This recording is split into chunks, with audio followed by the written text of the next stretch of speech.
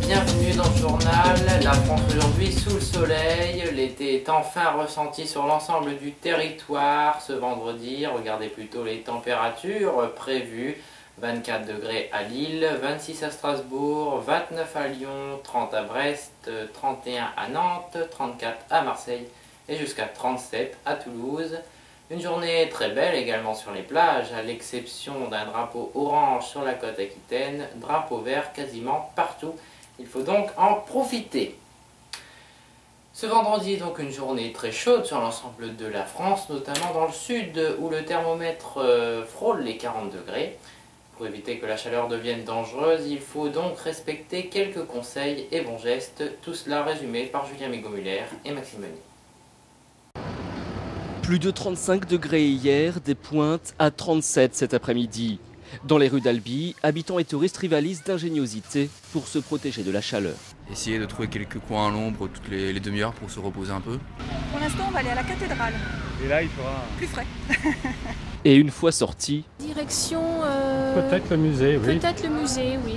la chaleur, rien de plus normal en cette période de l'année.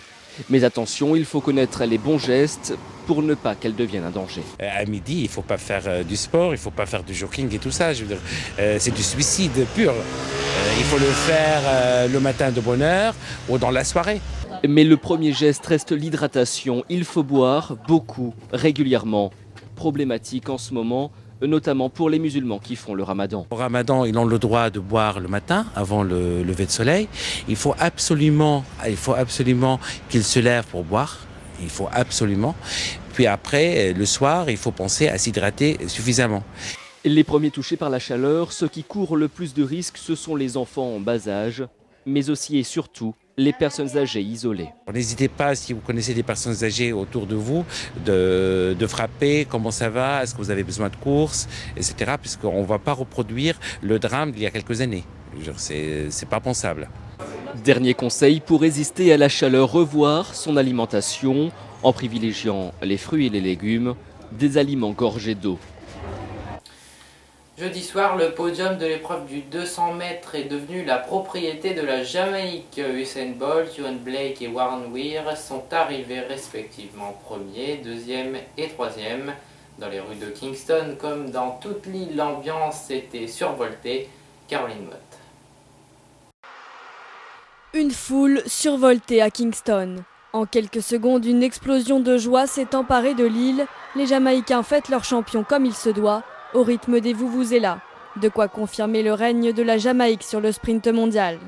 1, 2, 3, c'est vraiment arrivé. Je suis tellement heureuse et tellement fière d'être jamaïcaine. Un grand bravo à Bolt, à Blake, à Weir. Bravo à toute l'équipe autour. Personnellement, je veux crier ma joie pour Warren Weir. C'est une première dans l'histoire. 1, 2 et 3 sur le podium. J'aime tellement ça. Je veux crier tellement fort pour Weir. 1, 2 et 3, voici le nouvel hymne national. Jusqu'au bout de la nuit, les Jamaïcains ont célébré la victoire des enfants du pays. Je suis heureux, laissez-moi vous dire. 1, 2, 3, on a battu tous les records. 1, 2, 3, on le voulait, on l'a eu. Je remercie Dieu pour ça, oui, merci à Dieu. Et j'aime la Jamaïque. Premier, second et troisième. Et ce n'est pas terminé. Ce soir, le relais du 4 x 100 mètres promet d'électriser la foule jusqu'au petit matin. Les recettes générées par les radars routiers devraient atteindre un niveau record en 2012, environ 700 millions d'euros selon une estimation de l'Agence nationale du traitement automatisé des infractions.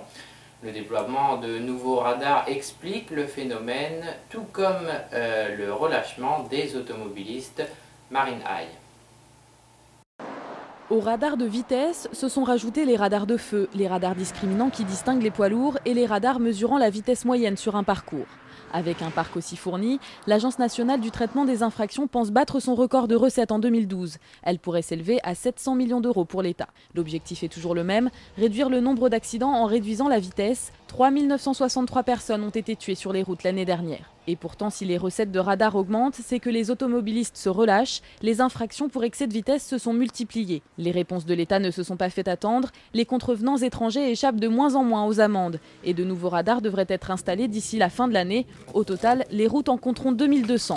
Bien sûr, un tel parc à radar a un coût, 200 millions d'euros en 2011, un chiffre qui représente 105 fois moins que le coût de l'insécurité routière. Et cette nuit commence la nuit des étoiles, l'occasion pour les petits et les grands de rencontrer des passionnés d'astronomie et de s'adonner à l'observation du ciel. Étoiles, planètes, comètes et autres galaxies lointaines que l'on peut observer depuis l'observatoire de Chinon. Reportage avec Elsa Giroux et Antoine Delpierre. Perdu au milieu des vignes d'Indre-et-Loire, un drôle de champignon. Bonjour, bienvenue à l'Observatoire de Chinon. Maurice Audéjean est le fondateur de l'Observatoire. Voilà, alors c'est un observatoire qu'on a construit nous-mêmes. La coupole, mais aussi ce qu'elle renferme. Ce télescope de type Newton entièrement fait maison est référencé par l'Union astronomique internationale. La pièce maîtresse du télescope est le miroir, c'est-à-dire donc une surface collectrice qui permet de recevoir une certaine quantité de lumière, qui est disposée suivant un axe incliné. Il est parallèle à l'axe de rotation de la Terre. Autour de l'observatoire, une association de passionnés comme Maurice et Patrick qui ne demandent qu'à partager. Il y a de la place pour tous les amateurs, non seulement pour les férus de technique et d'observation, mais également pour les simples curieux. Et quand le soleil se couche, c'est bien la curiosité qui pousse Maurice et ses amis à venir ici plusieurs fois par semaine. Préparer le matériel, orienter l'observatoire, la technique est rodée. Sur l'écran relié au télescope s'affichent des galaxies lointaines et des nébuleuses. Une belle nuit des étoiles en perspective pour ce week-end. Nous invitons les gens à simplement jeter un œil au-dessus de nos têtes, simplement pour constater, pour voir que ça existe et que c'est facile à voir. Facile et gratuit, l'occasion pour une nuit de s'en mettre plein les yeux. Et voilà, c'est la fin de ce journal. Merci beaucoup de votre attention. Continuez à profiter du soleil avec prudence, bien évidemment. Excellent week-end à tous et je vous dis à très bientôt.